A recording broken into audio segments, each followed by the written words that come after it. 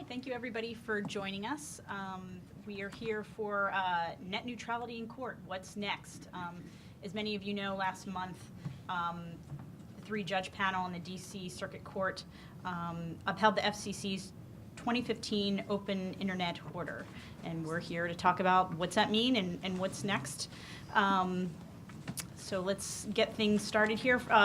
For those of you who are watching this live streamed, or if you want to tweet from here, we ask that you use the hashtag Title2, and that's Roman numeral 2. And as we're having this conversation, I'll be checking Twitter, and if you've got some interesting questions, I'll throw it out to the group as well. Let's see. Oh, okay. And yeah, so first I want to thank our sponsors here, TechFreedom, Open Technology Institute, and the George Washington Institute of Public Policy are putting this on. And this is going to be a really great discussion. We've got some interesting panelists, and I'm going to let each of them introduce themselves, and then we're going to launch right into some questions. So let's start here on my right. Hi, so my name's Kevin Russell. I'm probably the least experienced person on this panel with net neutrality. I'm a lawyer and was hired by some of the interveners, including some of Sarah to my left, as organizations to help defend the net neutrality rules in the DC Circuit. Oh, and before we go on, let me why are you here? So you answered that, you were just, but Sarah, as we go on, what's your dog in this fight? Well, a pretty big dog in this fight. Hi, I'm Sarah Morris. I'm Senior Counsel and Director of Open Internet Policy for New America's Open Technology Institute. And net neutrality has been an issue that has been of longstanding importance to my organization and to me personally.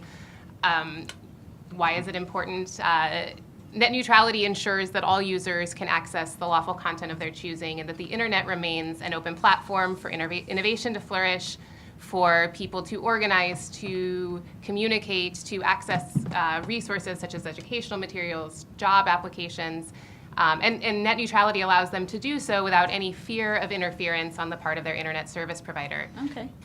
All right, Hal. Okay. I'm Hal Singer. I'm a principal at Economist Incorporated. I'm a senior fellow at George Washington's Institute of Public Policy and an adjunct professor at Georgetown's McDonough School of Business. And I'll answer the next question, why am I here? It's a good question. I think I'm the token economist on the panel, although I don't have a law degree and I don't play a lawyer on TV. I've been around a courtroom a few times, including in front of the DC Circuit before, so I have a few opinions on what went down. I think that my big message today is that as an economist, I'd like to see the FCC take seriously the application of economics and live up to the same cost-benefit standard that other agencies, both independent and executive branch agencies, live up to when issuing orders. I think that to not do so is to take a risk with a very, very important and vital segment of the economy. The FCC oversees the tech sector. This is one of the most important. Just to put a number to it, ISPs invest tens of billions of dollars a year in infrastructure, and that those investments sustain over 1 million jobs per year. And the notion that we would take that casually, I think, is very, very dangerous. Since we're going around the horn, I didn't introduce myself. I'm Maggie Reardon, and I'm a senior writer at CNET, and I've been covering this net neutrality battle for a decade. It's what's kept me employed, so that's why I'm here. Well, I've got good news for you, Maggie. Job security is there for you on this front. I'm Gus Hurwitz. I'm a law professor at the University of Nebraska College of Law. I guess in a sense you could say I'm here because of sour grapes. I was cited by name for comments that I submitted in this proceeding, and also a brief that I co-wrote was cited by the dissenting opinion in this case as a good reason to reject the Open Internet Order. Why am I here? In a sense, because I'm a administrative law nerd, and I think that the issues in this case are of importance beyond the FCC or net neutrality. There are fundamental questions that this case raises about how courts go about reviewing agency action and the level of discretion that we afford agencies in coming up with decisions. So in a sense, this is Hal's point, but broader. So I'll be the boring guy on the panel who talks about administrative law. Boring? No, this panel's not going to be boring at all. So I'm Berin Szóka. I run a think tank called TechFreedom. We handle a range of internet issues. Sometimes we work with our friends at New America Foundation. Sometimes we're on opposite sides. Depends on the issue. But in this case, this issue for me is not about net neutrality. That's always been a red herring. There really isn't anybody who wants to block content online. We're not really in danger of having our communications throttled. We could deal with all those things. We could have a narrow legislative solution to give the FCC authority just in case we were worried about someone doing that. But this case is really about the FCC's claim of sweeping power to regulate the internet as the basis for those so-called net neutrality rules. And that's why my organization, TechFreedom, has gotten involved, but also why a number of Silicon Valley entrepreneurs and investors got involved in this case. The chairman would have you believe that this is just about the big dogs, meaning big cable and telephone companies, trying to stop the FCC from protecting consumers. In fact, this is about lots of people, including tech entrepreneurs, who are concerned that the FCC's overreach here could really have chilling implications for the entire internet, and that we don't know what the next chairman might do with the powers claimed by this FCC. All right, so it sounds like, Sarah, you might be the lone wolf here in sort of supporting these rules, but and Kevin, all right. So we got things split up here pretty much on the table. I probably wouldn't be here if I was the lone wolf. So, Sarah, my first question is going to be for you. Take us a little bit through what this order is and sort of how we got here. Sure. This order is the third attempt of the FCC to enact legally sound net neutrality rules. This came in the wake of a 2010 decision, Verizon v. FCC, at the D.C. Circuit, where the FCC had premised its 2010 rules on a section of authority in the Communications Act called Section 706. And long story short, the court in that case said, these rules, you've demonstrated a basis for these rules, you've justified them. However, what you are doing in this instance is applying what we call common carriage regulations to non-common carriers. And so that provided a roadmap to the FCC to try for the third time, and this time successfully. And so the FCC took what the DC Circuit said in Verizon v. FCC to heart. And after exploring different options for a path forward with different legal bases for the rules, the FCC ultimately decided to properly reclassify broadband internet access service as a Title II service, which provided the legal groundwork for several portions of the FCC's rules. There were 3 bright line rules: a prohibition against blocking, paid prioritization, and throttling. The Commission also enacted what we colloquially call the general conduct rule, which gives the FCC the ability to look at new harms as they evolve in the internet ecosystem and to evaluate them on a case-by-case basis using a series of 6 prescribed factors. So, I mean, but the real question that most people disagreed upon here, Berin, and maybe you can jump in here, is really that this whole reclassification, right? The FCC said, basically the courts, from what I understood, said, these rules are okay, we think you have reason to do it, we don't like the authority that you used in crafting the 2010 rules, go back. If it's going to be common carrier, you've got to classify that traffic as common carrier, or you can't apply those kinds of rules. Is that and so really the fight we're having now is about this reclassification? Yeah, that's accurate. And I would say that, so Maggie, you said you've been covering this issue for a decade. I was in Tim Wu's internet law class back in 2002 when he coined the term. He was writing that paper. This issue has been brewing for a long time. And just to really briefly set the stage here, the FCC issued a policy statement, an open internet policy statement, back in 2005. And then it was after that the Republican chairman at the time started to use that in enforcement actions and to inform merger conditions. But there were no binding rules. So and Sarah alluded to this, that was the first attempt by the FCC to regulate without formal regulations. And as And Sarah, that was the Comcast BitTorrent. yes, well, that led to the argument, Comcast yeah. BitTorrent case.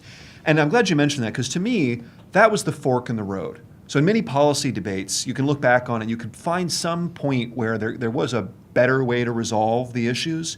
And to me, that was the first one. And what should have happened in that case, so Comcast was accused of throttling BitTorrent traffic on its network, because BitTorrent was being used overwhelmingly for peer-to-peer file sharing, and that was primarily being used for infringing copyrights. So what could have happened was the Federal Trade Commission could have brought a very straightforward action against Comcast for deceiving its customers, and could have resolved the matter. And as far as I can tell, the only reason that didn't happen is because the Republican chairman of the agency at the time decided that he, like President Bush, was going to be the decider. And he was going to address this, and the FCC was going to do it. And so we went down one fork in that road of having the Federal Communications Commission do everything with unclear authority, and in fact no regulations at all, instead of having the Federal Trade Commission do what it normally does, which is protect consumers from deception, unfair practices, and anti-competitive behavior. So if we'd gone down the other road, the Federal Trade Commission road, I think we could have addressed the concerns that Sarah and others have raised. So then there was that first slap on the wrist by the courts, and then the Democrats come into control, right? And Obama sort of, I mean, there were many issues he ran on, but from my recollection, this was one of the issues that he said, yes, I believe in strong net neutrality, or he didn't use the word strong, I believe in net neutrality. They crafted these rules, right? And in 2010, and then Verizon sued, which I'm sure there are a lot of people who are really mad at Verizon right now, right? And that's how we got here. Yeah, and right? but I just want to emphasize the reason that Verizon sued is because it was not the regulations themselves. In fact, Verizon made clear that it was not challenging the transparency rule and the no blocking rule. It had a policy difference on the margins about what throttling meant. But its primary complaint was about authority, which is the same thing we're talking about today.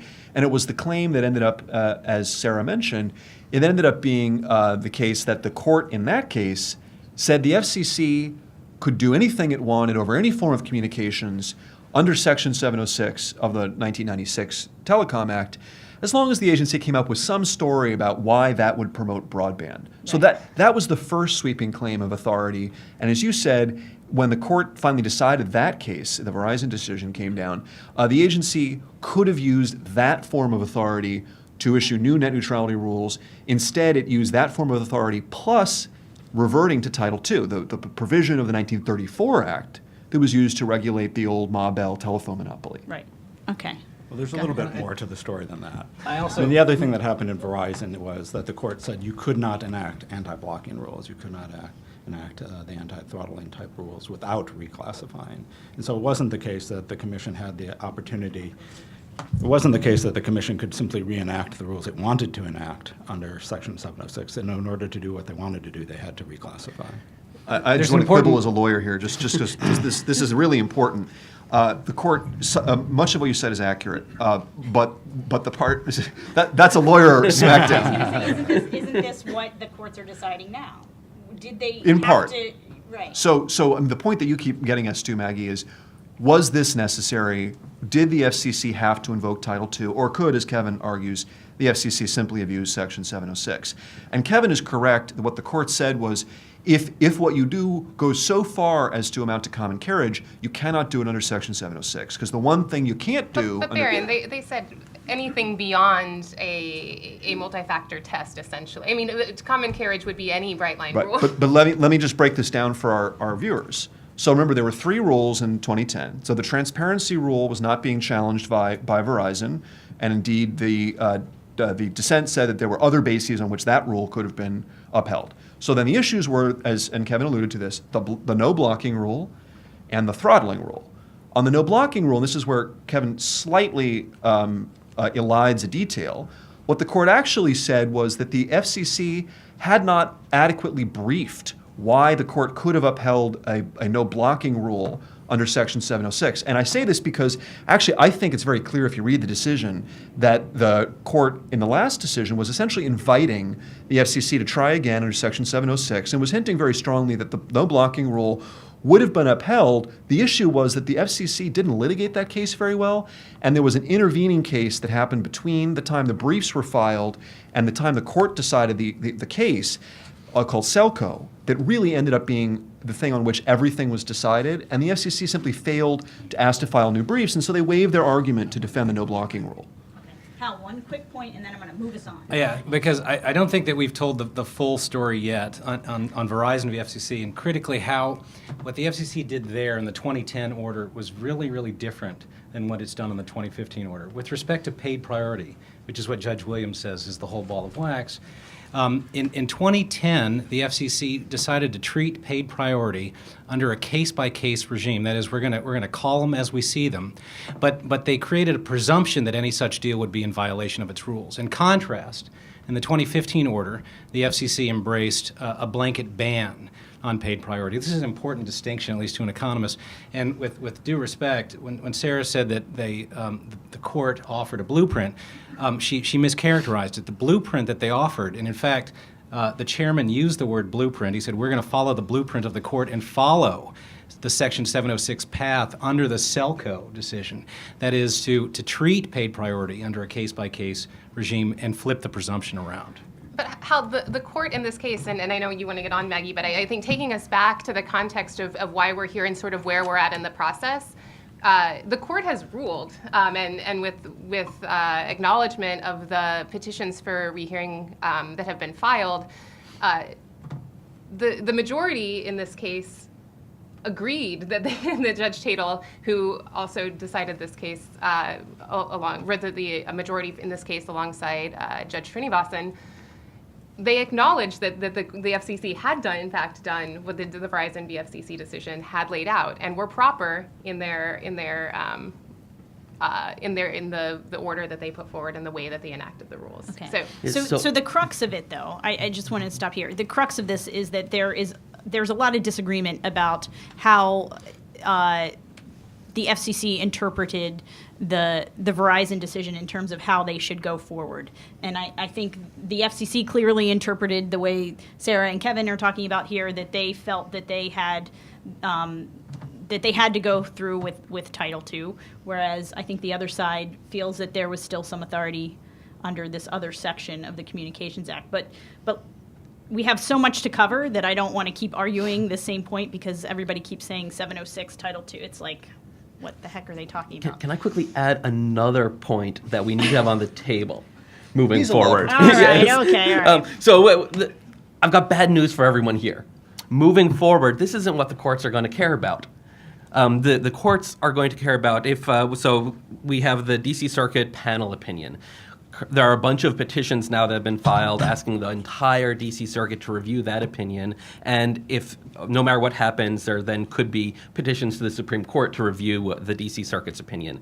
And the question there has nothing to do with what the FCC did. It has to do what the panel of the D.C. Circuit did, whether or not they sufficiently reviewed the FCC's action. So we have another layer on top of this. The focus has been, did what the FCC did, did they do it right? Okay. Well, there's also a question, did the court do what they are supposed to do right? So before we move on, let's talk about who's on what side, right? So Kevin, so you've got one side that are ISPs, Comcast, AT&T, Verizon, all those guys. Who's on the other side? Who's supporting this order? Sure. So, there's diversity on both sides. There are public interest groups on both sides. There are, I think, on balance, more edge providers. Netflix, for example, Tumblr, Kickstarter are among the folks supporting the FCC's rule, because they view net neutrality as essential to their being able to reach their customers with their services. And then on the other side, there are another group on our side of the case are the kind of backbone providers like Cogent. And then on the other side, there's the telecommunications companies, principally. Okay. So Well, I just want to thank you for very graciously acknowledging that there are people on both sides. I think it's the first time I've ever heard anybody on the other side acknowledge that.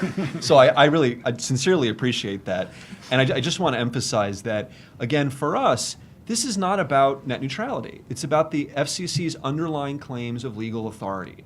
And the reason that our Silicon Valley entrepreneurs and investors have gotten involved, people who were pioneers in VoIP, people like Jeff Pulver, who back in 2004 got the FCC after years of lobbying to draw a clear line between the old Title II regulation and the internet so that his services, VoIP, Pulver World, Free World Dial-Up, and then eventually Vonage, which he co-founded, so that those would be protected from Title II.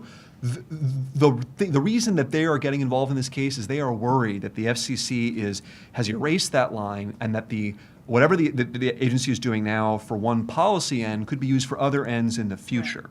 Okay. All right, so let's talk about what does this mean? What does it mean for the average consumer? Why does anybody care? I have to answer that question all the time when I'm writing stories for my publication. So, Sarah, I don't know, what does it mean for the consumer? Sure. So the FCC's order was historic in several respects and important for consumers in several respects. For the first time, the FCC applied its rules, extended its rules fully to include mobile broadband, and this was an issue that my organization and my colleague Michael Calabrese worked extensively on with the FCC. So what this means for consumers, when you're on your mobile device, many of you are, I see in this room, hopefully tweeting nice things. Presumably some of you are on the Wi-Fi network in this room. Some of you are on a 4G or 3G network, cellular network. It means that no matter which network you're on, you are protected you're afforded the same protections that the FCC has historically extended to fixed and now has fully extended to mobile, so that it avoids the absurd result, which is if you were to walk out of the building after being on the wireless, that you would suddenly not be subject to the open internet rules by virtue of just being on a different type of network. So that was important. This also means that, and I think it was Berin who sort of noted that there were no actual harms, and I'm paraphrasing Berin, but that the throttling is no longer a worry. And actually, our research at the Open Technology Institute finds that that's not true at all, that as a result of disputes between interconnecting parties, that there was extensive harm for millions of Americans throughout the country for a period of 9 months. And by that you mean like a Netflix interconnecting? Yes. But to be clear, though, that isn't sort of the thrust of the majority of this order, right? I mean, that's still examined on a case-by-case basis. They did bring interconnection under the yes. tent. Right. For the first time, the FCC asserted the authority to hear interconnection claims, which we are still continuing to do research to assess whether this degradation for certain consumers is still ongoing.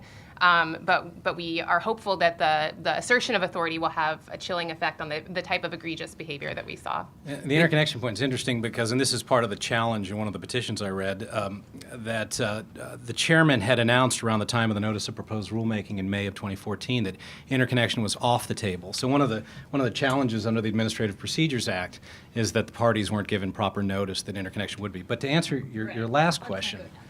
Well, I like it. I like that whole.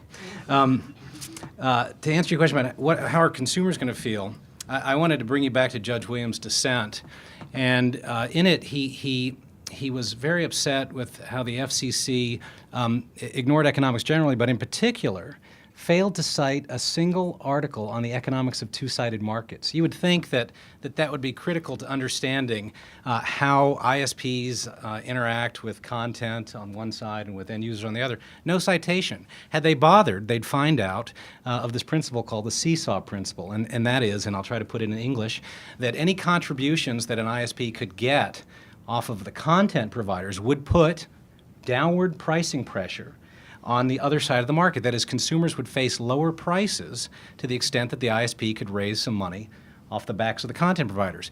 That is not going to happen if this rule stands.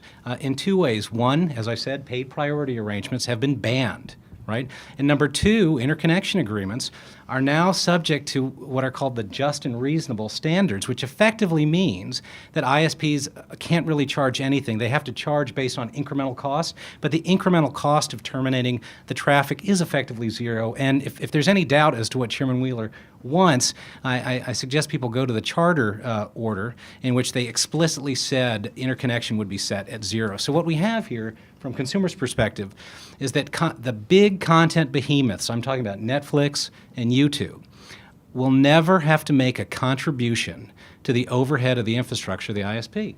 And the question is zero, from an economic perspective, and you won't find a single economist, is zero the right price that a content provider should have to contribute to the overhead? 2 quick points here, Maggie, in response. I mean, I think that the millions of Americans who experience systematic and severe degradation for a period of at least 9 months would be happy that the FCC, are happy now that the FCC has asserted its authority over interconnection disputes and now can be a cop on the beat as those disputes play out in the future.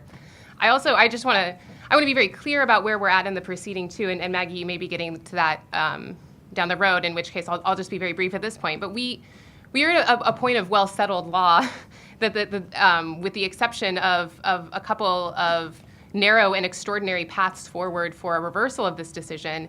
As much as Hal may want to quibble about the economics or lack thereof in the FCC's order, the court has upheld it, and I want to just be very clear for anyone watching that we are in a period of time where the court has made its peace, and the next steps are very specific and cover a certain procedural path forward. Let me just sort of bring this down though, because I feel like we're talking way into the weeds, and I think we need to understand what this means. From what I understand, net neutrality has meant that my ISP can't monkey with my traffic, right? It can't block where I'm going. It can't limit, my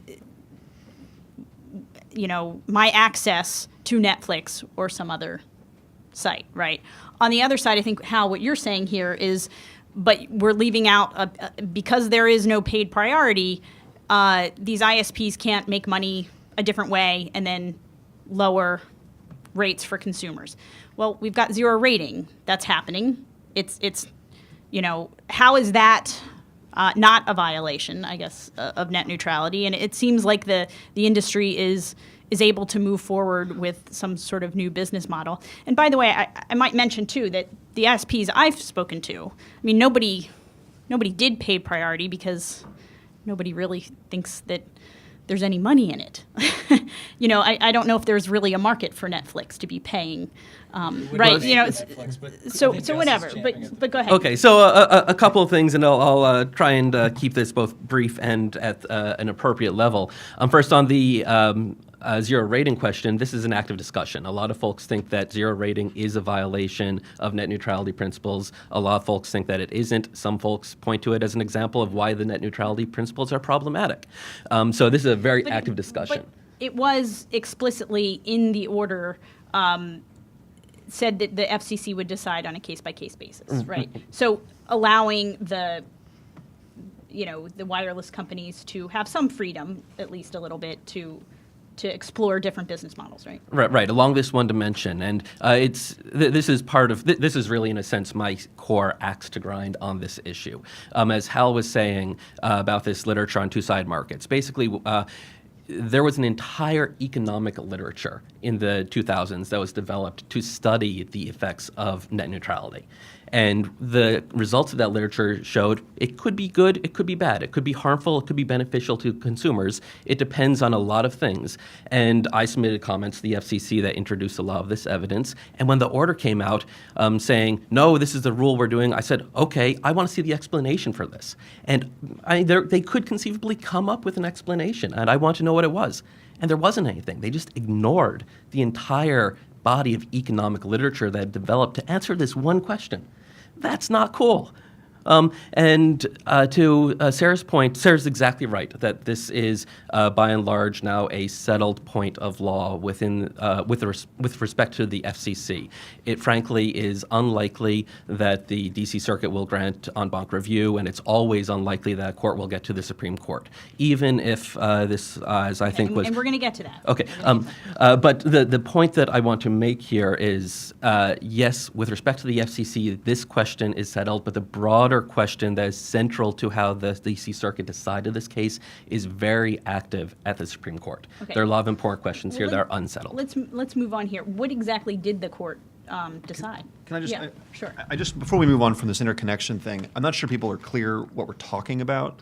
So just really briefly, so the traditional net neutrality concerns, I already mentioned them. So there's transparency about how you run your network, blocking content, and then throttling traffic on the network.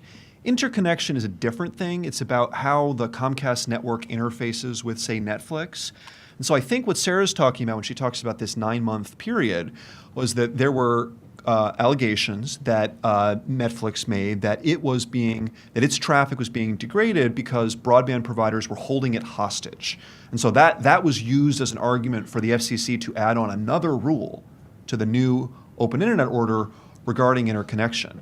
I just want to say, number one, But it was a rule in that for the first time, the FCC would look at these disputes on a case-by-case basis. Right. It did not apply Right. the rules That's right.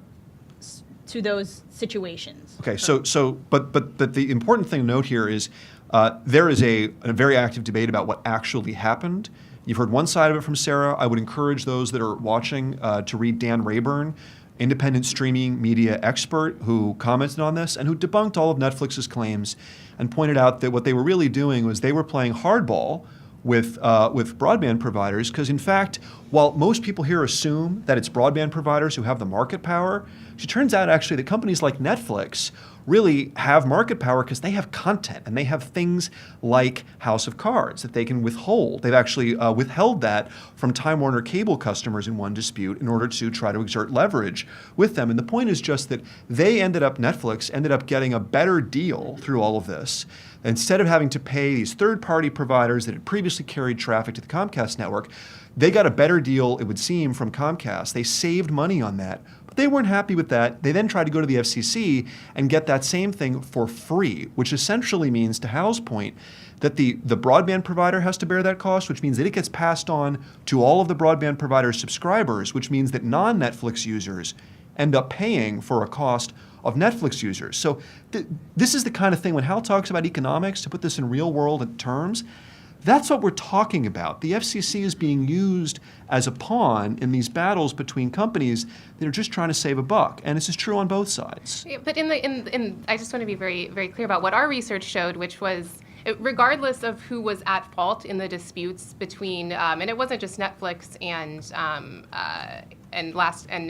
ISPs, it was also transit providers that were carrying content of different edge companies or content companies. And that was, as Kevin noted, why there were various transit providers who were engaging in the litigation on behalf of the FCC. But what the research found was, I haven't heard anyone dispute the actual findings of the research, which was based on our measurement lab project that OTI is a partner on, and that is, regardless of who was at fault, for 9 months, customers throughout the United States accessing content that was not just Netflix, it was anything that was latency or bandwidth sensitive, they were getting less than even the FCC's old definition of broadband of 4x1. And so for us, it's very important that there is now a cop on the beat, regardless of who is at fault in any individual dispute, to assess the problem and to ensure that consumers are getting the broadband that they paid for. Which the Federal Trade Commission could have done. It is a cop on the beat. Okay. It has authority to I don't do think that. anybody disputes that there should be a cop on the but beat. let's move on and talk about what was the decision here. How did this come down, right? So we had the main argument was about this Title II issue, right? Does the FCC have the authority to reclassify traffic to enable this rule to even exist, right? So how did it come down? Yes, you Kevin, perhaps. Sure. So in a 2-to-1 decision, the majority of the panel said the reclassification was proper. They rejected a variety of objections to it, but the principal thing that they decided was, look, this is actually, we haven't even talked about it, there's a statute here that says that telecommunications service have to be treated as Title II common carriage. And so the initial thing they did is I looked at the language of the statutory definition, and they said, look, it's not absolutely clear, it's ambiguous. And under settled administrative law principles, in that case, the agency gets to choose between permissible interpretations of the language, so long as they do so reasonably. And so, the beginning of the decision says, look, it's not our job to second guess the agency about what's the best policy, it's just to police the outer limits of reasonableness, and that they thought. And the decision also upheld that this should apply to wireless. And Yes. it also upheld this interconnection. They upheld the issue, right? interconnection, So it rejected a First Amendment challenge. So it was a home run for the FCC. Yes. So they were popping champagne, still popping champagne, right? probably are. They're They're- totally psyched. Yeah. Right? They're still drunk. Because it could have come down anyway, right? I mean, it could have. We can agree on that part, the drunk part. Yeah. Drunk with Okay. power.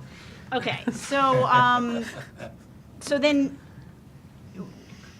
now where are we in this process, right? So slam dunk for FCC. So what are the appeals about? Should we talk about the substance of what the appeals are, or do you want to start with what is the process? How about the boring part? Yeah, let's talk about Which the one's the- process. And where we're going, and then we can get into the meat of it. Okay, so I guess I'm talking, so I'll keep talking. That's That's the boring part. That's what professors do. So after the D.C. Circuit's opinion, there was a period that expired this past Friday during which parties could file what's known as a petition for en banc review. So the court initial opinion was decided by 3 judges. En banc review says, hey, entire D.C. Circuit, that panel of 3 judges, they made a mistake for some reason. The entire court needs to So look how at many this. people are on the? Do you know how many justices do we have on the? There are, I believe it's 11 active judges, and in order to get the entire court to review the panel's decision, you need to have a majority of the active judges. There are also a number of senior judges, but they don't get to vote on whether or not to hear the en banc review. And we should say en banc review is rarely granted. It's only granted in extraordinary cases. There is, I think, a better chance than usual that en banc review will be granted here, in particular because there's some really cool administrative law data about some detailed issues in this case that shows that there are hard questions that the courts need to look at. I won't get into that, but it could pique some of the judges' interests, and it's also a really important question. That said, it's unlikely that the petition for en banc review will be granted. And also, the dissent was pretty long. I mean, The opinion was yeah, pretty it long. was pretty long. And everybody keeps talking about it. Hal keeps talking about it, like that it's, got some really smart stuff in it. So does that sort of help the chances that maybe that the full circuit would take it? A strong dissent can definitely help, and it queues up a number of issues. It's important to know that the author of the dissent, Judge Williams, he's a judge on senior status, so he doesn't actually get to vote on whether or not the court is going to take the a grant en banc review. Let me just provide some overall historical gloss here. So the D.C. Circuit has often been called the second most important court in the country because it's the administrative law court. It handles agencies like this. And one of the things that the Obama administration will be remembered for in a century is that this court shifted from right to left. This was a bastion of Reagan appointees, people who had a certain approach to the Constitution and administrative law. The president got to make 4 appointments to the court, and several of the Republican judges went to senior status. So the balance of the court has shifted. There are 11 judges in active status. One of them, Merrick Garland, the chief judge, of course, is awaiting his nomination hearings. So he's recused. So you essentially have 10 active judges, and we would need a majority of those to vote to rehear the case. But you've already got 2 that would probably Right. vote for it. We vote against rehearing. So Oh, we would right, need. they So would we vote would need against to get. rehearing, right. I'm just trying to lay out that there are 7 Democrats on Democratic appointees on active status. There are 4 Republicans on active status. That gives you a first approximation of how this might work itself out, and it might be a reasonable one on this case. But I do want to flag that as we start talking about the bigger issues here and the Supreme Court taking this case, the real issue, and Gus has hinted at this a few times here, is really about how much deference do courts give administrative agencies? And in particular, and Kevin alluded to this, everything in American administrative law mostly revolves around this Chevron case, this 1984 Supreme Court decision. You should cut us off when we say Chevron, just saying. Well, they're going to bleep that out on C-SPAN, so the kids at home explain what it is. won't have I'm nightmares. like So, really interested. So here, this is important, right? So for decades, American courts foundered on how to deal with questions of unclear laws, because all laws are going to be unclear, right? There's no way to write a statute that isn't going to have some ambiguity. And so they came up with a bunch of tests, and eventually the court came up with the standard and just said, look, we're not going to deal with this. We're going to look at the statute, ask if it's ambiguous. If it is, then we're going to defer to the agency on an ambiguous interpretation. And the basic idea was that that would allow politically accountable, supposedly more democratic institutions to resolve these matters, and if Congress didn't like it, Congress could rewrite the statute. So that's the basic idea of Chevron. Now, what I want to flag here is that Chevron is interesting because there's not a partisan split on this. In fact, the judges and the justices, and I'll let Kevin speak for his old boss, Justice Breyer. In fact, sometimes the Democrats, like Justice Breyer, who have said, well, maybe we shouldn't be so quick to jump into Chevron deference. Maybe before we get to that two-step process of asking, is it ambiguous and is the agency's interpretation reasonable, maybe we should, at step 0, ask whether this is the kind of thing that is appropriate for us to assume that Congress would have intended for the agency to resolve an ambiguity. And so to me, this court case really revolves around that question, and that's one that, if it makes its way up to the Supreme Court, and I think it will, I think you're going to see an interesting split on this. It's not going to be along partisan lines. It's not going to have anything to do with net neutrality, and it's not even going to be specific to the FCC. It's going to be about where is it appropriate to grant that kind of deference? And the court in recent years, in an array of decisions, has come out and said sometimes it's not. When it's an issue of major economic importance, it's not. Or where we think that the agency itself has done something to indicate that even the agency doesn't think this is what Congress has intended. In those cases, the court should look at the statute anew, make its own decision. Sometimes the government wins. The Obamacare case was a case like this, where the Chief Justice said, we're not going to apply Chevron, we're going to look at this afresh, but he upheld the statute's meaning as he understood it. Conservatives were very angry at him, but he was doing something that, in many ways was a victory for those of us that worry about the administrative state. Okay. So let's say that the full circuit does not take this case. When are we going to know that? Well, I mean, is there a deadline that so they have to decide whether they're I'm not an take it or appellate not take it? expert, but I'll answer anyway. We do have an appellate expert on the panel. Kevin, if you Yeah, want to Kevin, why don't jump you Up a in. bit. Yeah. I'm sure we're going to say the same thing. There's no deadline. Right. Okay. But, All right. but I would say if the answer is no, it's probably going to be a relatively quick decision. Unless there's a dissent, and if there are dissents, could take as long as it took to get this decision, because those dissents could be as long as Judge Williams' dissent was in this case. And what I'm really hoping for here, if we don't get rehearing, is that we get some dissents to elucidate these hard issues, so that when the Supreme Court looks at this, they understand why this case is so important, and that this fundamental issue of deference is at stake. Right. Okay. So let's say that they do take it. So then we go through this whole rehearing again. We have briefs resubmitted, that kind of thing. Is that how it works, Kevin? The D.C. Circuit has some discretion about how to proceed. They, in all likelihood, would require new briefs and new argument, and it would probably take just about as long as it did this time. Okay. All right. So let's say they don't hear it. They don't take the case. Then the petitioners will likely go to the Supreme Court. Is that what I'm At least hearing? some of them have said that they will. And Okay. it wouldn't be surprising if they did. I think the person to my left would be chomping at the bit to submit one of those petitions. Okay. It's right across the street from us, but I never go over. So then the cafeteria is not very good. Wouldn't recommend it. So what are the chances that the Supremes would take this? I'll just start talking and someone can interrupt me to say something more interesting. The simple answer is always low. It's always a crapshoot to try and get a case before the Supreme Court. That said, this is one of, I think, 4 cases that are currently percolating up through the Circuit Courts of Appeals that get to some really interesting questions about deference, and in particular, how thoroughly courts need to review agency decision-making before granting deference. And I personally think this is the most compelling of those 4 cases, and there's a lot of talk that the court is interested in clarifying some of these issues. So I think there's a much better chance than ordinary that this case will be of interest to the justices, and if it's of interest to the justices, it's much more likely to be So heard. if you were in Vegas, what are your odds? Oh, I don't go to Vegas. DEF CON is going on right now in Vegas, and I'm not there. Oh, So you know I I'm also, not. I think there's a disagreement Yeah. about the odds as well. Okay, But all Let right. me, take what I'm about to say with a grain of salt, because I'm going to be hired to argue against them granting cert in all likelihood. But the Supreme Court doesn't take cases because they're interesting. It takes about 3/4 of the cases it does in order to resolve circuit conflicts over the meaning of federal law. It could be a statute, it could be a constitution, it could be an administrative law principle.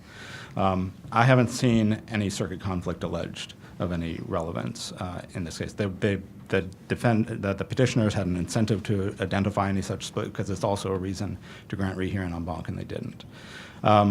But the Supreme Court does decide a handful of cases because they're important, and so in those contexts, what the petitioner really needs to do is show it's both important and very likely wrongly decided. And I think that's going to be a tough row to hoe, in part because it is true that there is some debate at the margins about some of these administrative law principles. I think this is a terrible case for the court to take up for those who want to change the law, because this is at the core of what the justices, including Justice Thomas, who I think that the petitioners would have to count on being on their side, think Chevron deference ought to apply to, which is a technical area where there's expertise. We haven't talked about this case, Brand X, where the Supreme Court has already heard this issue before, and they said this statute is ambiguous. Just heard, it was a while ago. No, they already heard it. They already heard this issue, and they said, in an opinion written by Justice Thomas, this statute is ambiguous, and because it's a technical area, we will defer to the agency's resolution of that ambiguity. I think anybody who wants to get the court to change Chevron is much more likely to have success in a case where the debate is really not that technical. It's the agency doing what a court could very easily do itself within its expertise. So if you're So- a betting man, what are your odds? So look, the ordinary odds for a paid petition in the Supreme Court, so setting aside the pro se inmate petitions, is about 5%. I would say it's a little bit higher than that, but not much more. I'd say 15%. And to push back a little bit, when I said this case presents issues that I think the justices will find interesting, I mean they'll find to present compelling, important issues, particularly relating to questions. 3 points I want to make. First, I believe that both the FCC and the DC Circuit's interpretation of Brand X was wrong. And I believe that the 3 justices currently on the court are likely to say, no, that's not what we meant. What are you guys thinking? And they'll view this as an opportunity to correct that understanding. There is also a series of cases over the last roughly decade dealing with how do courts review agency action when the agency is changing its prior policy.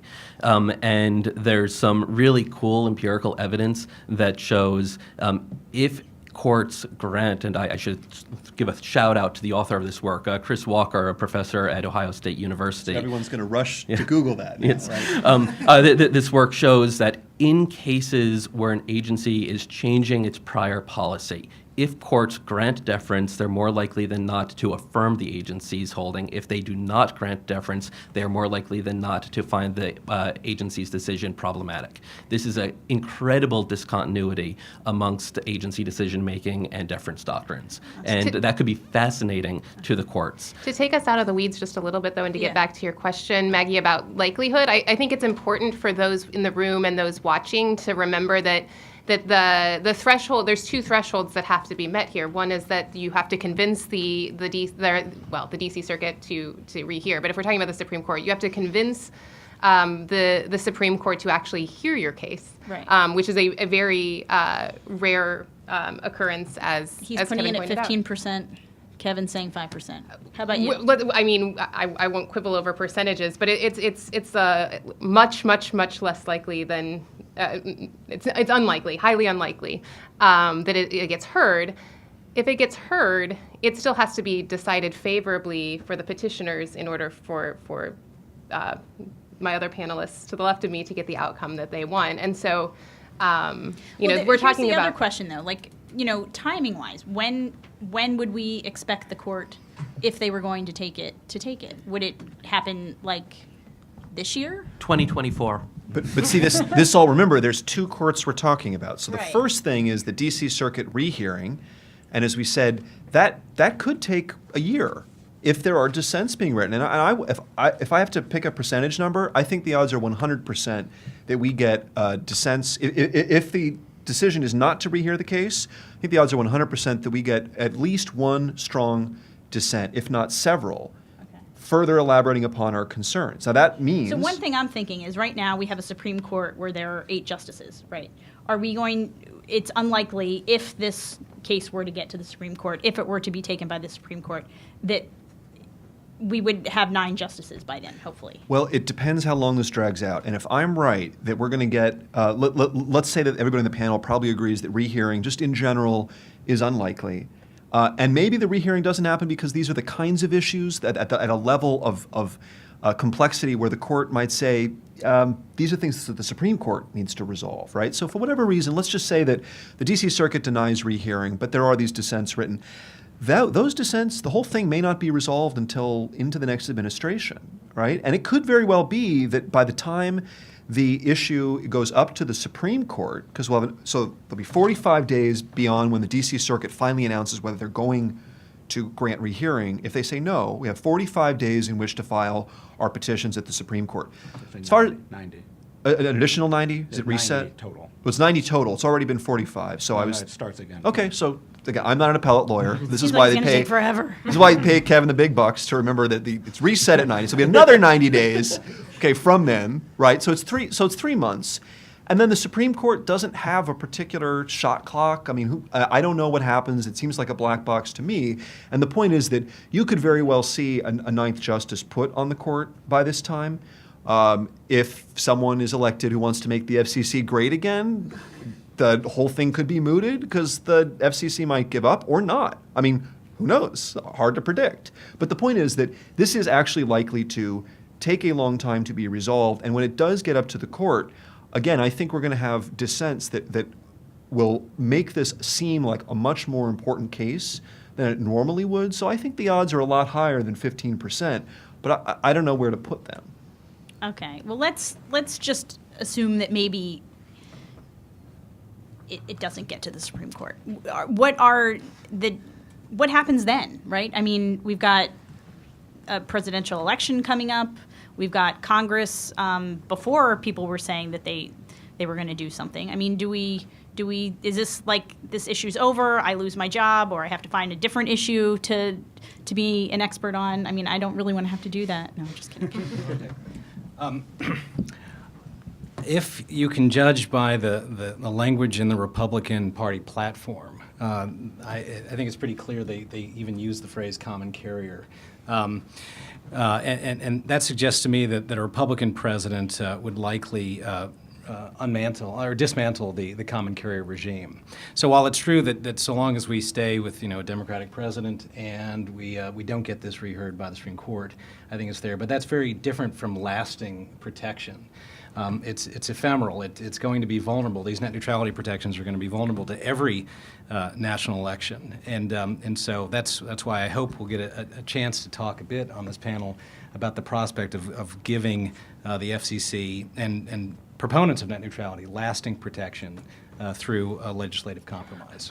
I guess I don't see the FCC as so Partisan? quick to reverse itself on something that took a decade to finally land on. They reversed themselves in 1 month when President Obama intervened. That's not true. It is true. You know that. Read the NPRM and look at Chairman Wheeler's comments around the NPRM. Said they were going one way and they reversed within a month. Look at the FOIA emails. My point being, unrelated to any, I don't know if these are accusations of bad intent on the FCC, but Yes. this has been an issue that has been carefully considered and iterated upon for over a decade. And the FCC has, to reverse itself, would have to do at least as much, just even if it were inclined to do so, would have to do at least as much as it did to get us to this point here. And I think it's what I want to reiterate for the audience and for those here. What we saw play out over the course of 2013, 2014, 2015 was actually an important political process at work. Congress writes a statute. The agency interprets that statute. It does so in different iterations. And sometimes those decisions are overturned by a court, and sometimes they're upheld. And what we've seen here is a long proceeding with multiple parties engaged in very important back and forth debates, and a commission that ultimately, hearing all of that input and very under careful consideration of all the things in front of it, issued a comprehensive order, which was carefully tailored to the issue at hand, and the DC Circuit upheld that. And so I want to just be very clear that we are at a point where this is, with the exception of any of these narrow, extraordinary paths forward that we've debated a bit, this is settled law, and I think that. So, Sarah, if I'm hearing you right, so would you say that, let's say nobody takes this case, Democrats are going to say, we won. That's it. We're done. I think anyone who's in or, favor of net neutrality, which is right, not right. necessarily just. Right, but do you think, right, you're right, there are probably some Republicans who support net neutrality. But I'm thinking there's 4 million Americans, I assume some of them were Republican. Right. So but in Congress, do you think that Democrats in Congress would not be open to, because my thinking is that perhaps maybe the Republicans in Congress might want to take this issue up, although it seems like they have a lot of other issues. I think that there are a lot of important debates happening at the congressional level, and I think that this one has played out, and we've seen where we've landed, and I think the time now is to move forward and to accept the rules as the law of the land. So you think the rules would just be accepted? You don't think that we would see? I hope that we Congress don't. Okay. So I want to say I really, really hope that Sarah is right. And the reason that I am concerned about this entire issue is because I believe she's wrong. Under the approach to reviewing agency changes of policy that the FCC has put forward and the DC Circuit has embraced, a new FCC could very easily reverse course. And I think that we cannot have policy continuing to ping pong back and forth and back and forth and back and forth. I think that the courts have to hold agencies to a higher standard than they've done so here when agencies are changing decisions. And I believe that that's what the Supreme Court wants. And I believe that that's an important reason that there's this likely to get to the Supreme Court, because the approach that the DC Circuit has taken allows agencies to very easily change their policy preferences. Gus, did your likelihood just jump above 50%? This is From my 15? This is my norm. Well, when I say very likely, I'm talking compared to the 5% baseline. So Okay. I'm at 300% of the baseline. Okay. So I want to just jump in here because this is really, really important. So again, you may think that net neutrality is great, you may not care, whatever. You should be concerned here not just about the FCC's claims of legal authority under, again, Provision 706 and Title II, which grant them enormous power to regulate the internet. But you should be concerned because, number one, and Gus just said this, the agency, in order to change its mind, because it back in 2002 and 2005 said that broadband was not a Title II common carrier service, and then here came around and said, well, actually it is, with no real economic analysis, and this is what Williams' dissent is primarily about, and Hal can elaborate upon that. So that was step one, right? So claim of power, and also we think it's really easy for us to justify changing our minds. Step two was, but don't worry, we know you're concerned about Title II. We're going to tailor Title II down to a modern version that isn't going to include price controls, an unbundling mandate so that a network would have to basically allow other people to resell their service and so on. Don't worry, we're going to edit all that out because Congress gave us this power to forbear from parts of the statute. We're going to use that to tailor the act. And that forbearance power that Congress gave us, Well, we know that Congress said that we were supposed to analyze competition as part of forbearance, but we think the market's it's competitive enough for us to forbear, but it's not competitive, so we still need to have regulation in the first place. So when you do those two steps together and you understand that in both cases, what the agency has done is make it really, really easy for the agency to do whatever it wants, then you suddenly have an aha moment where you realize that the agency has now made it easy for a future FCC to either expand Title II to cover other services, which is what our entrepreneur interveners are worried about, or to change its mind completely about Title II and say, no, sorry, do-over, we're just going to go back to where we were in 2005. But also, on forbearance, the FCC can just change its mind there. So what you get in the end is a complete seesaw. In other words, all of this, if the courts don't step in, all of this ends up getting decided by elections and by how far the agency wants to go to one degree or another. And if you have that environment, you have no certainty about investment for infrastructure. Then you start to worry about the economic spigot that's unleashed $1.4 trillion of private investment in broadband since 1996. And you get the possibility for an FCC you don't trust to do bad stuff. Do you think Congress will step in then?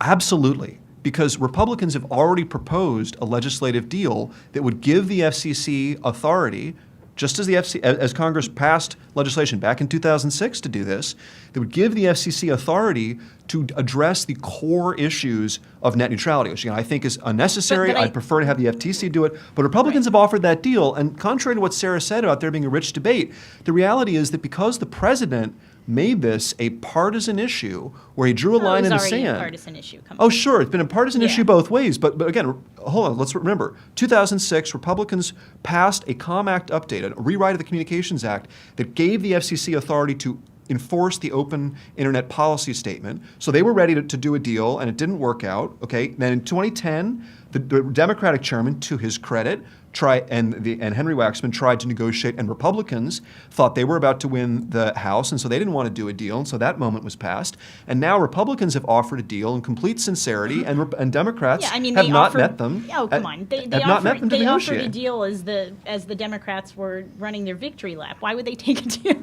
Because there are good reasons. Listen, they were gutting their authority. If you're a Democrat, I don't think it was a great deal for them. If you're a Democrat, you should be terrified of the precedent that has been set by this order, because it means the FCC can forbear from every part of this order, from the entire rest of the act, with essentially no analysis. So in other words, there are lots of good reasons why both sides would have wanted this resolved with a clear statute, the kind of way that democracy is supposed to work, where we resolve a policy matter, we write a statute, we give an agency a standard, and then the courts hold the agency to that. But and it doesn't come with collateral damage. You keep saying no analysis. The order was 400 pages long. I mean, this was maybe not done under the exact analytical framework that you would have liked to have seen, or that Hal would have liked to have seen. But to suggest that this was an unreasoned decision devoid of any analysis, it's just untrue.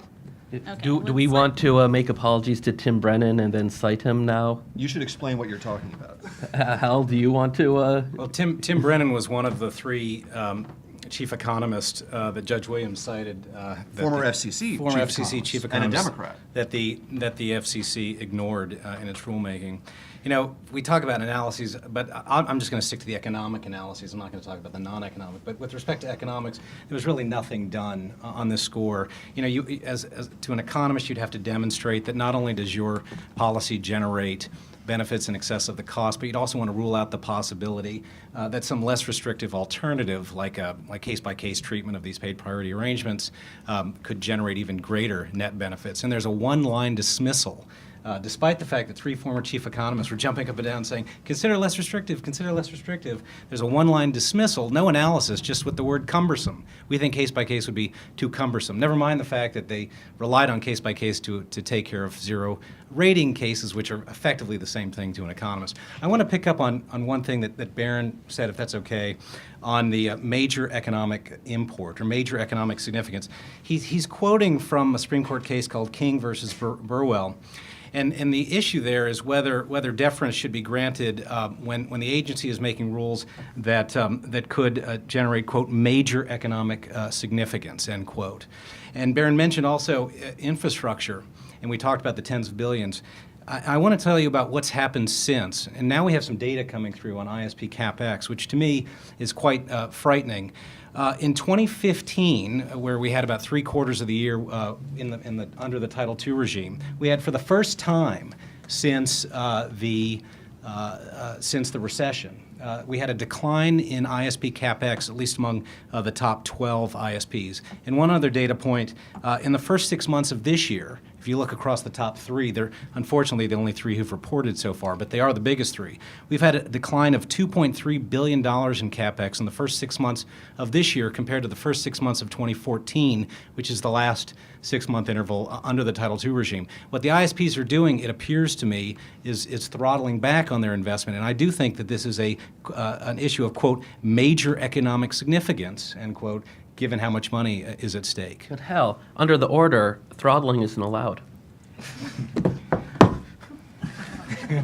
First of all, I think there's a lot of disagreement about those numbers, but also as the court recognized, the FCC justified its decision on a multitude of factors that was not to ask the FCC to base their entire decision primarily on CapEx expenditures is on economics, not CapEx. Well, even with respect to that, the APA does not require agencies to undergo a cost-benefit analysis under this statute. I agree with you. Unfortunately, almost every other agency under the sun is obliged to respect cost-benefit, the FCC being the exception. In fact, on the day that they issued the order, they issued a 2-pager pursuant to this Congressional Review Act disclaiming any responsibility to do cost-benefit. I realize that's the issue. And so if this is where things stand, then I think that Congress, separate from any of this net neutrality stuff, needs to strongly consider the idea of imposing a cost-benefit standard, which is no different from what the EPA is subject to, the CFPB is subject to, or all of the executive agencies. And the APA does require the agency to respond to significant comments in the record and respond to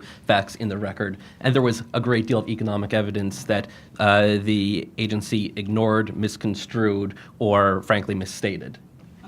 So do we think this will be sort of a tailored, specific net neutrality kind of law here, or are we talking about a rewrite of the Telecom Act, which could take a decade? Anybody? Look, I think I've invested more time in this cause than anybody, which is that... Not more than me or Tim Wu. In the rewrite, I'm sorry. In the idea that, look, the fact is, we've been talking about two different acts today. The 1934 Communications Act, which basically just applied 1887 railroad regulation to the telephone network, okay? Congress really didn't significantly update that until 1996. And when they did, they really didn't even do it with the internet clearly in mind. I mean, they were writing before home broadband was a thing. That's why these sets of issues have been unclear. Now, we don't have time to get into the history of all that, but the point is that I think just about every reasonable person who is involved in telecom policy would agree that the act is outdated. And this is the kind of problem that you wind up with when an agency is trying to use this siloed framework in a world where we don't have those silos anymore. We don't have a separate voice service and video markets. We have all these things have blurred together, and we do need an update. My organization is deeply committed to that. I would love to find groups in the center and center left and so on who would come to the table and agree that we should have an agency that has broad power, but has to justify when it uses that power. And that's the issue that Hal raised. That's what Tim Brennan and those former chief economists meant when they referred to the FCC as an economics-free zone. They were just saying that we have to, if we're going to serve consumers, we have to be careful about doing it. We have to weigh costs and benefits. And that was the point of Judge Williams' very lengthy dissent here, is the agency really did not do that. So, Berin, are you saying that you think that this should be dealt with in a new rewrite of the Telecom Act? Ideally, yes, but I do think that there is a way that you could have a narrower solution. There is a spectrum of options where you could do a narrow deal that really resolves the issue of net neutrality, takes these other grants of power off the table. Section 706 hasn't been talked about very much today, but that would allow the FCC to regulate any communications company, Google, Facebook, Yahoo, et cetera. All those companies could be regulated by the FCC, which has essentially a blank check. So if I'm the tech world, I'm worried about that. If I think that net neutrality may not be held up in certain respects, I'm worried about that. And there'd be other people like Hal, who is, we don't agree on a lot of things, but there are people who see ways to sweeten the pie to do a deal. Yeah, I just want to to make this concrete, the compromise that I have in mind would be to give the FCC the authority to do precisely what it wanted to do in the 2010 order, but under a new source of authority. That is, they tried it under 706. The court said they couldn't. And so if you like those rules, if we can live with those rules, which are a compromise. By the way, if you ask an economist, I just co-authored a paper with Jerry Fallhaber. Is it a good idea to do case by case with a presumption against? They say no. The presumption should be in favor. But I think that you could convince enough people in the middle of the aisle to go along with what the 2010 order did and just ground it in a new source of authority. That would be the starting point. And then, of course, I think you have to throw in some sweeteners to get the Democrats to go along. But we are very happy with the you're happy, FCC's but order, it's not- and it is in a very, very Happy, but strong legal it's position. ephemeral. It's ephemeral. Well, let her speak, because that was going to be my question for you, Sarah, is that, you've got Berin over here saying, but everybody should be worried, this is like so scary, this could totally flip, even on the net neutrality folks. You guys don't seem worried. I don't see you sweating it over we there. have not seen, contrary to Hal's numbers, we just have not seen the disastrous consequences of this decision. And in fact, we've seen, I'm hoping that we will see a chilling effect on any harmful behavior that we had seen leading up to the open internet order. And as the commission pointed out, there are a lot of actors involved in the internet ecosystem that are not just the ISPs. We have edge companies, the content creators and applications online. There are users who we haven't really talked that much about except at the beginning who have called on the FCC to enact these important protections. And so, this is a bigger picture than any sort of whatever sort of economic analysis that Hal thinks is so absent. This was well-reasoned, comprehensive, and really quite thoughtful on the part of the FCC. And I think that we're seeing, as we're looking for the fires that come as a result of this this terrible order, as my colleagues on the table would describe. We just haven't seen that. We see an effective regulatory regime that has been upheld by the courts and that is now settled. No one is yelling fire, and no one predicted disaster either. I think when my ex-ante prediction was something on the order of a 5 to 15%. I would say the petitions for rehearing allege some fire. I'm talking about the consequences for investment in the core of the network. But the question for you, Sarah, is if we could get the same protections, you shouldn't be so wedded to Title II. It's can we get net neutrality protections? Who cares how they're grounded, just so that the FCC has the authority to protect consumers? If we can do the same thing that we've done here, but without any of the downside, you might not think it's significant, but what if at the end of this year we're down $3 billion in investment at the core? Is that not I just want to important step in, though, because I think the argument on the other side was that deal that was put on the table. I'm not defending that. Okay, I was going to say, because that was not going to give the same authority to the starting over FCC. on a new piece of Okay, paper. so new deal. But I think, and I'm not speaking for Sarah, but I think you're saying, but we don't need a deal because we already won. Well, and I think She won for the next 4 year. She won for the next 4-year cycle, Right. And the question is, do you want lasting protection? Maybe. I mean, look, Democrats in this room need to ask themselves what they're going to do when Trump really takes the FCC and does with it what he wants to do. Seriously, right? And I've already laid out for you that the FCC here has made it super easy for them to change their mind, to expand regulation if they want to lower the regulatory burden if they want to unforbear. The FCC can now do essentially whatever it wants. And if you give that power to a person who doesn't have any particular principles, right, who's going to go wherever the winds lead him, right, you're going to be terrified by the result. So to say, oh, well, nothing's bad has happened yet, well, of course, this particular FCC has every incentive not to use the other powers that it has claimed. They want to make sure everyone believes this lie that they have presented. This is Title II light. It's been modernized. It's been tailored. Don't worry. It's no big deal. Well, just wait. Can I make just one observation from somebody who's not so invested in this? And that is a lot of the debate on both sides has been about fears about what will happen in the future. The carriers say, we don't really care so much about the particular rules here. What we care about is the power that's been claimed to create new rules in the future that will be terrible. And the net neutrality folks have identified some problems, but they're really mostly concerned with things like paid prioritization becoming much more common than they have been in the past. And the carriers say, no, we have no interest in doing that. My only point is there's a lot of time left to see if any of these bad things happen, and people will be able to take action when that does. The courts will be able to review any new rule that the agency sets forward, and Congress can take action, and the people can elect presidents and elected representatives who will respond to this. I don't think it's the worst thing in the world that elections have consequences, including for administrative agencies. So I want to get to some questions here because we're running out of time. So in the audience here, do we have anybody who's got a burning question? You came all the way here and you're like, I've got to ask this on C-SPAN. Really? No one? No, that's the first panel. Folks on Twitter, hashtag Title II, send in your questions. I've been checking, and I'm getting a lot of comments, but not so many questions here at all. Really, nobody here in the room's got a question. We've got one taker. I paid him to ask a question, but I don't know what it's going to be. Okay, all right. Whew. Cross your fingers. So there's obviously a lot of legal debate here, and a consumer at home who uses the internet might be asking, what does this mean for me? And in particular, I think about online video games, which are often plagued by latency and those types of problems, or live video, which is different than a Netflix video, where once you start watching it, it kind of loads the rest of it, and then if you have interruptions in your service, you'll still have the cache video. So why should someone who plays Call of Duty online care about this debate?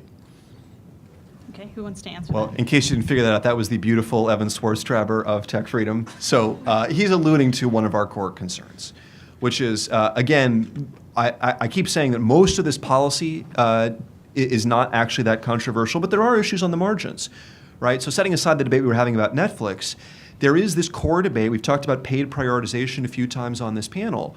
That's a lot of what apparently drove the FCC, drove the president, apart from losing the election, the midterm election, to get involved here, was this idea that they really needed to ban paid prioritization because that was a great fear. It was going to result in fast lanes and slow lanes, and people would be worse off. Well, what we've pointed out is that, in fact, there are lots of services out there where you as a consumer are much better off if you can pay for that, or for that to be part of the package you're getting, for it to be given priority, because most of what you do, you don't care about the packets getting there exactly on time. If you're just streaming video, you can have it buffer. That's not a big deal. The thing that our petitioners, our interveners are concerned about is live services like VoIP. If you want to deliver high quality HD VoIP, you are actually in a much better position if there's a market for that, if you can pay for that priority. And the FCC has essentially said, with no economic analysis, this is Hal's point about not talking about two-sided markets at all, has essentially said, nope, we're going to just prevent that at all from being a thing that you can pay for. Doesn't even matter if users want it. We just think it's inherently harmful, and we're going to ban it. That is crazy. Let's I give lose Sarah a track, chance though, to jump in. because first I hear that no one wants to do paid prioritization because there's no economic justification, and that we shouldn't worry about paid prioritization because no one's going to do that anyway. And now I hear, paid prioritization could be the next best thing since sliced bread. But I want to go back to this interconnection point, where if you really care about bandwidth intensive and latency sensitive applications, you should be very worried about what happens when carriers don't play nice with each other at the points of traffic handoff. And so, and having the FCC able to step in and evaluate those disputes if they come up is an important tool, or to simply just evaluate based on data that's collected, consumer user data that's collected, measuring network health, to identify if there are problems that where the FCC could step in. You're creating a false dichotomy. No one is arguing that there shouldn't be a referee or a cop on the beat, right? With respect to interconnection, the question is, should the price always be zero? Should Netflix and YouTube, content behemoths, always pay zero for interconnection? Is that the right price? That is not what the That's what FCC Chairman Wheeler. decided. That's what Chairman Wheeler put in the charter order. I suggest you go back and look. And they subjected the rates to, quote, just and reasonable under Title II, which translates into English as effectively zero. But this is one of those issues that somebody will have plenty of opportunity to challenge if and when they care about this. Sorry, I was going to say, this is one of those issues that will be addressed by the courts in specificity, should somebody actually want to bring an interconnection dispute to the commission. All the commission has said at this point is that it's open to hear them.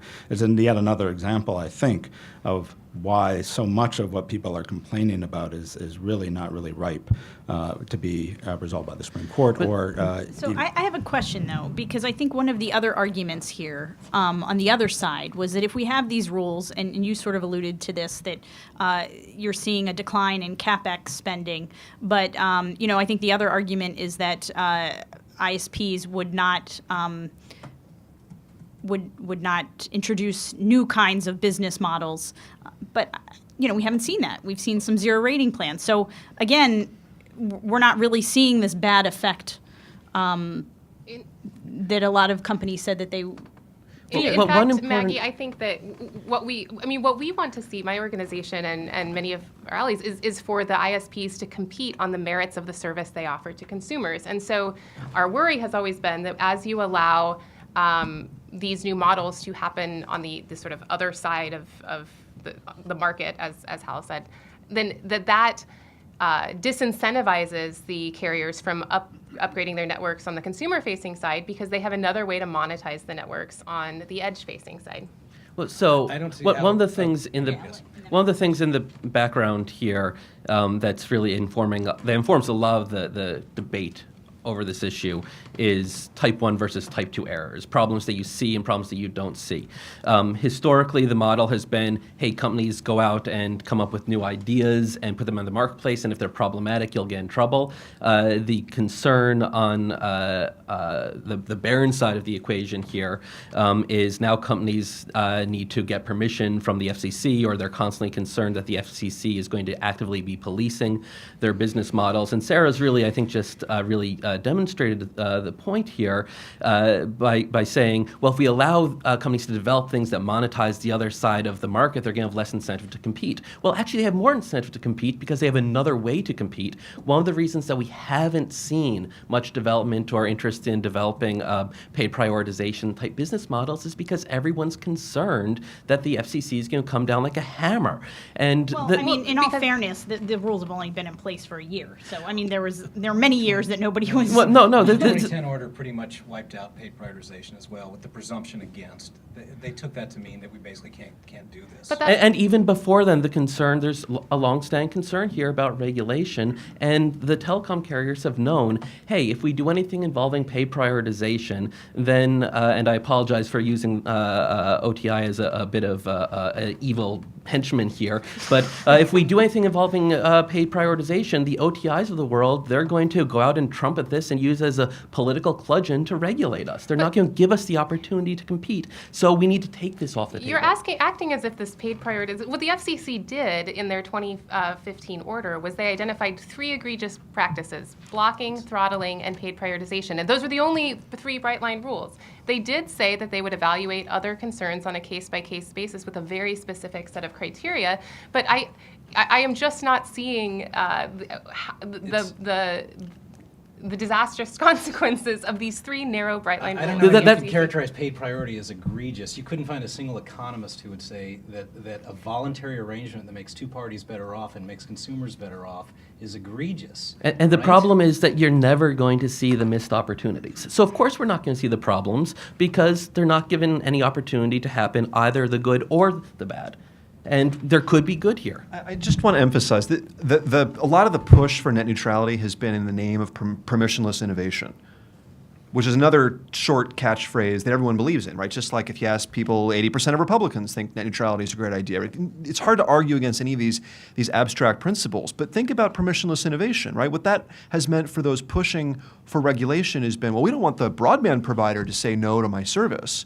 Okay, fine. So if that's a concern, we can address that concern. There are ways to do that. I think the examples of that ever happening are incredibly few, far between, and were either dealt with by the company itself very quickly, or could have been dealt with by another form of governmental authority. Okay, but hold on, let me just finish, Sarah. But my point is that's one form of permissionless innovation. What Gus is saying is we've now turned that on its head, because now when we talk about the FCC having the overview of things, but as Hal noted, setting the presumption against them, what we're really talking about is getting rid of permissionless innovation, because now you, as an innovator, if you wanted to do the sort of services that the interveners that we represent want to do, of VoIP services they're real-time and extremely high quality, or I'll give you another example, one of our interveners wants to do essentially an unbundling of wireless service. You break it apart, instead of having a 1-month plan where you pay $40 a month or whatever, you just decide what do you want on your wireless plan, put it together that way. Well, that starts to look an awful lot like paid prioritization or things the FCC has banned. So you then have to go to the FCC on bended knee to say, can I do this? Right? In the name of, ironically, permissionless innovation. So that, to me, says something's gone wrong here. I think what the FCC was trying to guard against, and I think what made consumers look at this and worry about is, for broadband in particular, a lot of people only have one choice, right? So they've got one broadband provider, and they are afraid that that provider is going to dictate, based on paid priority, which services they can get and which they don't get. Which one sort of, and so do we get to a point where our broadband, our internet experience starts to look like a cable TV experience, right, where I only get to go to certain channels and certain sites, right? And to respond to Berin, I would just point to the 150 companies, from tiny startups to very large internet companies, who sent a letter to the FCC very, very early on in the FCC's proceeding, which articulated why paid prioritization would be so harmful for them. And so, I'm appreciative of the fact that within your side of the interveners, Berin, that there are some that are concerned about the rules. There were hundreds of companies that were concerned, and other organizations and investors that were concerned about what would happen in the absence of the rules. I'll just quickly say that there Okay. were a couple of companies that submitted comments explaining why paid prioritization wasn't problematic, and the FCC actually mischaracterized their comments to justify banning paid prioritization in the order. Okay, wait, but I'm going to have to sort of cut you guys off because we're getting very close. I just want to give everybody an opportunity to have a final statement here, because we're about 5 minutes out from ending this. And so who wants to Do go you want to go first? from this way, that way? We'll go sure. Go ahead. Okay, so when you have a debate like this, where you have some people on one side saying something, even if it's an overwhelming number of people, but you have other people saying, well, there could be beneficial uses, you don't ban it. What you do is you write a rule that is flexible enough to allow the agency to go after harmful practices, but still allow the good things to happen. That didn't happen here specifically on paid prioritization. The agency, because it ignored economics, wrote a bright line rule that, quite frankly, was not driven by substance, it was driven by politics. And so this is what I'd like to say in closing. You can say that there was a deep amount of analysis behind this, but the fact is the agency was heading towards a more moderate position. The Democrats lost the midterm elections, and the president decided that he needed to have a portfolio of things to point to reassert himself. And so that's why he came in, gave a big speech, asked for Title II. And just to give you a sense of how little the White House cared about the substance of this, they didn't even referenced the right Title II. They referenced Title II of the 1996 Act, which is so basic an error that any telecom lawyer would have caught that. But there were no lawyers involved. Nobody cared about the details, purely driven by politics. The FCC had to completely change its course without issuing a new order, and to write this order lacking analysis, doing a hodgepodge job of this, and opening the door in countless ways for other concerns in the future to arise by virtue of what they did, by virtue of changing completely their approach to net neutrality, their approach to Title II, and also invoking forbearance in a way that can be reversed in the future. This is not a stable foundation for regulating the internet. It will have unintended consequences. If the courts do not stop it, Congress has to. Okay, so over the last 40 minutes or so of this discussion, we've gone into a lot of the weeds of the substance of is net neutrality a good policy or not. I want to take us back to the case at hand, and I just want to remind us all that the appeals process moving forward is not about the substance of is net neutrality good or bad policy. It's about the process by which courts review agency action. There are really important questions here. There's a lot of interesting stuff going on recently at the Supreme Court. That's what will get this to the Supreme Court if it does get to the Supreme Court. So I'll close by saying, will nobody think of the courts? Okay, Hal? I want to make it clear that, at least from my vantage, I'm not arguing against net neutrality. I think that protections need to be in place. The FCC needs to have the authority to regulate, among other things, paid priority arrangements to make sure that they're not done in a discriminatory way or done in a way to advantage an ISP against some similarly situated rival. But the result that we wound up with here is an absolute mess. To use the phrase, it throws the baby out with the bathwater by throwing out all such arrangements. It is schizophrenic internally. It treats zero rating, which is a form of prioritization, a form of preferencing under case by case, and it treats paid priority under blanket. Interconnection we talked about is case by case. So the whole thing is a hodgepodge. It makes no sense. It's internally contradictory. And the best solution, I think, as Berin put it, is to have Congress resolve the issue once and for all, so that we're not back here at the next national election wondering whether Republicans are going to take away Title II and net neutrality. So like Gus, and I want to make sure that I give Kevin a chance to talk before our hard stop, but I want to just recontextualize this as to where we're at. I'm happy to always debate the relative merits of net neutrality and the individual rules, but the reality is that we are most likely at the end of the litigation pathway here, and that these rules, for better or for worse, whether you like them or you don't, will remain the law of the land. And so I want to just be very reasonable about what the next steps are. I mean, there are two options from a legal standpoint. One is the rehearing en banc, and the other is the Supreme Court. And as we've discussed, both are very unlikely. So I'll just say, I understand, and this discussion demonstrates that the policy issues at stake here are important and complicated. The legal question isn't, I don't think.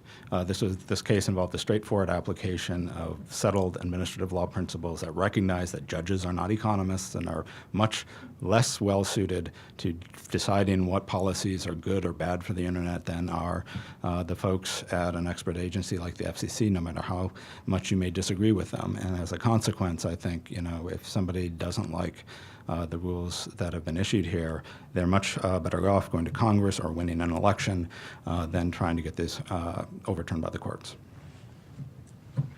All right, and I just want to thank all the panelists here and the audience online, on TV, and right here in the room. So thank you all.